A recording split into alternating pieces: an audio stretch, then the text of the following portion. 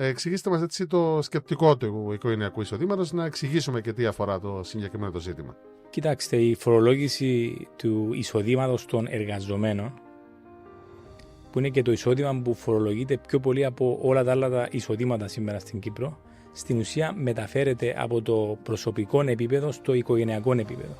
Ενοποιείται το εισόδημα και ανάλογα με τα πόσα παιδιά έχεις, λαμβάνεις κάποιες μονάδες, όπου στη συνέχεια υπολογίζεται ο τελικός φόρος που θα κληθείς να πληρώσεις.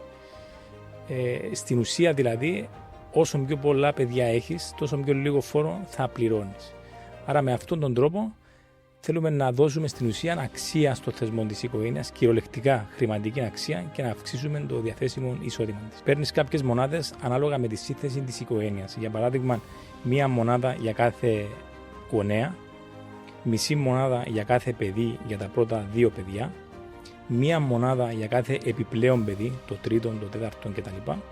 Και ανάμιση μονάδα αν το παιδί είναι αμαία, άτομο με αναπηρία. Σε περιπτώσεις διαζευμένων, τι προβλέπετε στην πρότασή σας? Στη δική μας πρόταση, αν ένα ζευγάρι είναι χωρισμένο, έχει τη δυνατότητα να υποβάλει ατομική φορολόγηση. Δεν αποκλείουμε την ατομική φορολόγηση, γιατί αν την είχαμε αποκλείσει, δεν θα μπορούσαν να υποβάλουν τη δήλωση. Ναι. Απλά ο γονέας που έχει την επιμέλεια των παιδιών λαμβάνει και τις μονάδες των παιδιών. Αν είναι κοινή επιμέλεια, τότε μοιράζονται οι μονάδες ισότιμα. Για παράδειγμα, αν είναι ένα παιδί και είναι μισή μονάδα, παίρνει 0,25 ο κάθε ένας γονέας και κάνει τη δική του φορολογική δήλωση.